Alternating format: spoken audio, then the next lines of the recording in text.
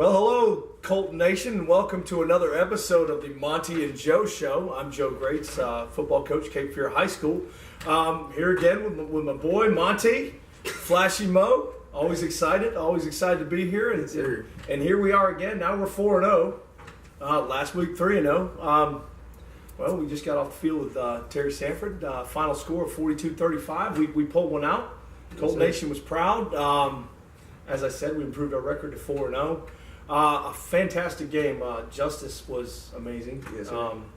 Again, with great blocking downfield from the receivers, from the whole team.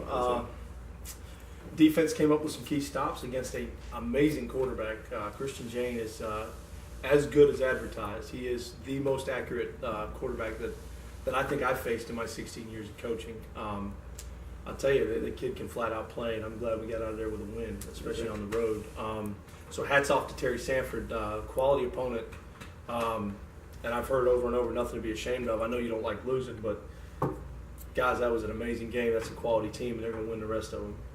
So, good luck to Terry Sanford the rest of the way. Well, I mean, there was a big crowd there. Yes, sir. The fear factor, they was a big role in us getting this win, really.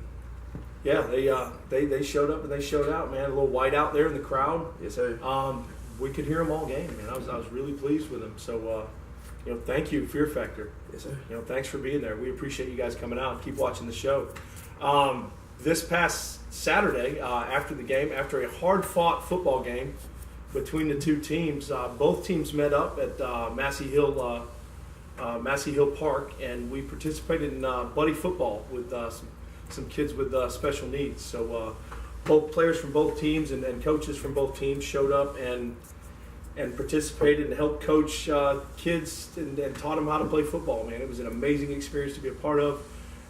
Just a great community activity for both teams, and it really showed that both teams could kind of put things aside, show up, and come in for the big win for a good cause.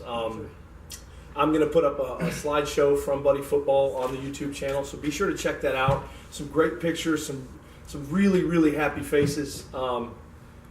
Just really pleased. And Austin Williams, again, we keep going back to this kid about how hard he works on the field. And let's go to a little clip I filmed of Austin. So, we'll go right now to a clip. I'm going to try to put this in, and we'll watch it right here. And, we'll be back with you in a second here. Ready? Austin Williams, you just scored a touchdown in Buddy Football. How does that feel, man? Pretty good, Coach. Felt better than scoring a real one. Coach, that really brought tears to my heart. That was a pretty intense clip, man. Yes, when he said that, I was kind of floored. And I did put it on Twitter. Check it out on Twitter. Have a great day. It's a video clip on there. Like I said, Austin's a class act. He's going to be all right, man. He's a good kid. Yes, so, all right. Coach, you're our special guest tonight. Well, we do indeed have a special guest tonight.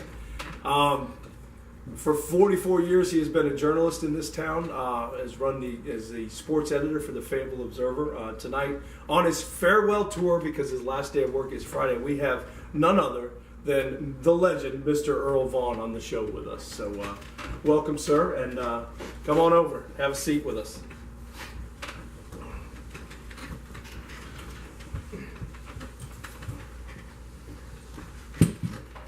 Well, welcome to the Monty and Joe Show. Thank you. Good to have you. Montel Moore, Joe Greats. Absolutely. Obviously, we are followers of the column, and we read about you, and we love when you say nice things about us. So, Montel, you want to start off with this horseshoe hot seat interview? Can you give us some high points from your career? Any lows? Boy, that's a lot of ground. I was thinking the other day, one of the strangest nights, and I'll never forget this. This was back sometime in the late 70s, early 80s. And I always carried with me back then, I've always recorded my interviews from the very first ones. And of course, back in those days, we had the clunky cassette tape. Yeah, the big thing, right? You had to press record and play at the same time. Play, all that stuff. You had to set it on pause so you could. So one night, it was early in the playoffs, like the first, second round, and it was just a wild game out at Pine Forest. They played Newburgh, and they had to scrap back, rattle back, came back somehow, pulled out a win late in the game. I remember Billy Whittington, the quarterback. I talked to some other guys on the team. And this was back when we were an afternoon newspaper. And a lot of y'all don't know anything about those days. We used to, back when I first started at the Observer, we came to work at 6 o'clock in the morning and put the paper out for that day. And then the paper was actually delivered right around noon and came to your house about 4 in the afternoon. So I'd probably never see it. Yeah, exactly. So, but when we cover a ball game, we'd go, and when the game was over, there was no deadline because we didn't have to write a story until the next morning. But on Friday night games, a lot of times we would come in and we would write the story on Friday night and just leave it for the people that came in on Saturday morning. So I walk into the office, and we were in the building we're in now. I got there about, 11, 12 at night, and I sit down at my desk, and I'm going to transcribe my notes. And I press play on the tape recorder, and I hear an interview that I recorded with the head coach 2 days ago. I didn't push the record button all the way in, so I got nothing. And I didn't take any notes. And the first thing you never ever do is try to guess what people said. You do not guess on quotes. Yeah. I mean, a quote is a quote, and so you got to make sure you know what you're going to do. Now, this was before cell phones and any of that other stuff. So getting up with people at that hour of the night was not the easiest thing in the world. Fortunately, I had some friends at Pine Forest. And one of the friends was a young man named Ron Butler, who's now a minister here in town. And I called Ron's mother at home and said, "Where's Ron tonight?" She said, "He's over at the Pizza Hut." I called the Pizza Hut. Ron's over there with like 3 or 4 football players. And I said, "Hey, I need a favor." He said, "What?" I said, "As soon as you guys finish your pizza, can you come down to the office and talk to me?" So Ron shows up with his buddies and a couple of their girlfriends. And I also talked to... So he had a whole entourage. He had a whole entourage, yeah. And so I interviewed them, and then I also got, I believe it was one of the Keefe brothers, on the telephone, talked to him, woke him up about 3 o'clock in the morning, and spoke to him. And so I wrote my story, left the office, 4 or 5, and my boss never knew the wiser. You know, that anything. Did you come back in at 6? No. I went home and went to bed, thankfully. I didn't have to work the next morning. But no, that was probably as close as I've come to just absolute total disaster on a Friday. That's one of those moments that right was there. that was bad. Yeah, that was not a good one. So, any seriously high points in the career after all this, things you just remember that stick out?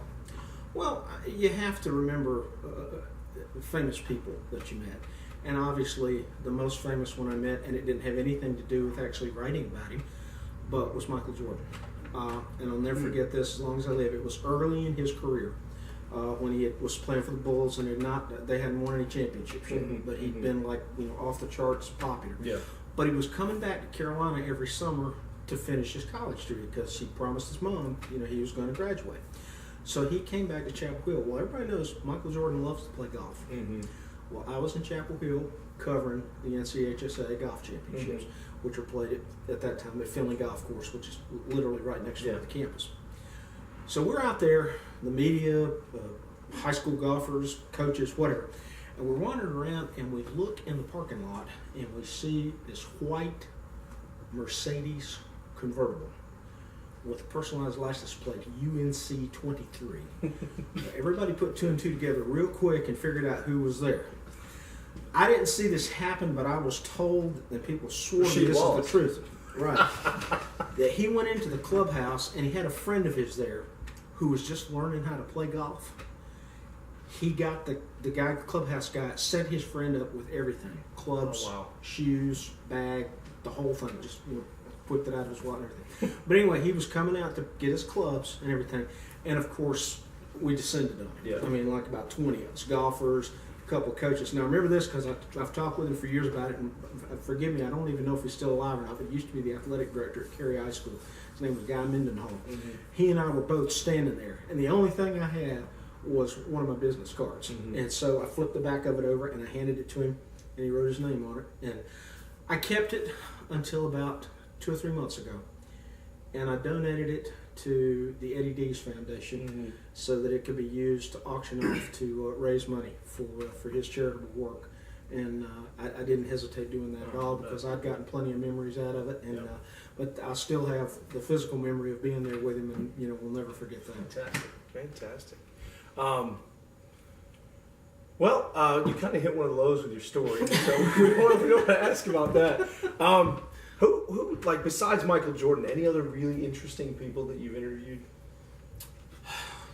Could be a coach, you know. Well, Tell me a story about a character. the greatest coach that I ever had the opportunity to interview, and this, I'll never forget this, was John Wooden. A lot of people in this generation don't know. It was a great basketball camp for years at Campbell University that drew some unbelievable people, and Wooden was one of the regulars at the camp. And we got a chance to go up there and talk to him. I think it was the year after they had won the championship, after they had lost it to State. Gotcha. And the charisma of the man, the depth of his thought process, He was just a master and motivator. his commitment to what he believed in, and to how he approached coaching people and multiple generations of players. You just can't appreciate it enough. And it just, I don't know, there was just an aura about him, being around him and sensing that, this guy knows, he's figured the formula out, and if you just pay attention and do what he says, you can follow along and achieve as he has achieved. What was it they used to do the first? They used to tie their shoes. They used to all sit down and tie their shoes together. That was an amazing story. Yeah. They said, we're going to learn to do it the right way. Oh, yeah. We're all going to do it the same way. We're all going to do it the right way. He was something from, else. From tying shoes on up to everything. That's pretty awesome. Absolutely. In 44 years, any team in any sport just stand out as one of the best you've ever seen in the area? Somebody asked me this the other day, and I had to say, I don't know that they were the best, but without question, the most magical team that I covered, and I emphasize that word magical, was the 91 Southview State Championship team in football. I mean, anytime I think about miracles and achieving the impossible, this is the first team that comes to mind, because you look at where that program was when Bobby Poss came in and took it over. They had been at the absolute bottom of Cumberland County football, and I'm not talking about just for like a couple of years. We're talking decades. I mean, a 3-win season for them was reason to celebrate. I mean, really, that was huge for them to go out and win 3. They had winless seasons, 1-win seasons, a succession of just kind of a conveyor belt of coaches. School that we've heard of. Exactly. Really, not unlike the situation here at Cape Fear. And it just showed what can happen when everybody comes together and pulls in the same direction. And the really amazing thing is, people don't realize this if you don't really look under the hood, they barely got into the playoffs. They didn't even win their conference championship. They went down to the last night of the regular season. And if Westover doesn't upset E.E. Smith 3-0 on the last second field goal, they don't even get into the playoffs. Yeah. And then they make an unbelievable run through the playoffs. They win a game in Wilmington against New Hanover that no way in the world they should have come from behind, and won against that team. And then a week later go up to Chapel Hill and beat a West Charlotte team that was nationally ranked. Everybody said was one of the best they'd ever seen in the state. And Southview just found a way to pull it out. And so, in terms of a magical year, I can't forget that one. Fantastic. Let's see, was Kim Kane on that staff? Yes, he Nathan was. Pittman? Nathan Pittman. Okay, I remember. All right. Yep. Now, they were my coaches. So I remember those guys. Yep, sure was. Well, Earl, thank you from Colt Nation. We totally appreciate you coming in, and we appreciate your dedication, all the great memories you've given us. And no matter what people say, you got people talking, and I think that is fantastic. You made high school sports a priority in the area, and we all love or hate, read the column every Friday or Thursday night now that we get it online. It's been fantastic, and for over 20 years for me, I've been a fan. Montel obviously has followed you very closely, but we appreciate you coming in. Thank you for a wonderful career, and we're gonna miss you. We're gonna miss you. So I appreciate it. So thanks a lot. It's been a lot of fun. Yep. Thank you. It's been real. Okay. Well, you got any thoughts on South Johnson Friday? Don't overlook them. They've lost 3, but they've lost 3 to 3 really good teams. Exactly. So don't take them for granted. There we go. And they have some very skilled players and good offensive line. Yeah, they're very physical on the offensive line. They seem to be well coached. They lot of passing, a lot of quick runs. They got some really skilled athletes. We've been watching them on film. Well, where are we? Friday night. Oh, Cape Fear. Friday night, Cape Fear. Again, I think we're going to unveil some very special surprises. Players coming. Yeah. So it's gonna be a battle. Looking forward to having you out. Colt Nation, come see us. Show up, show out. All right, this has been another episode of the Monty and Joe Show. Another Monty one in and the books. Joe, we are out.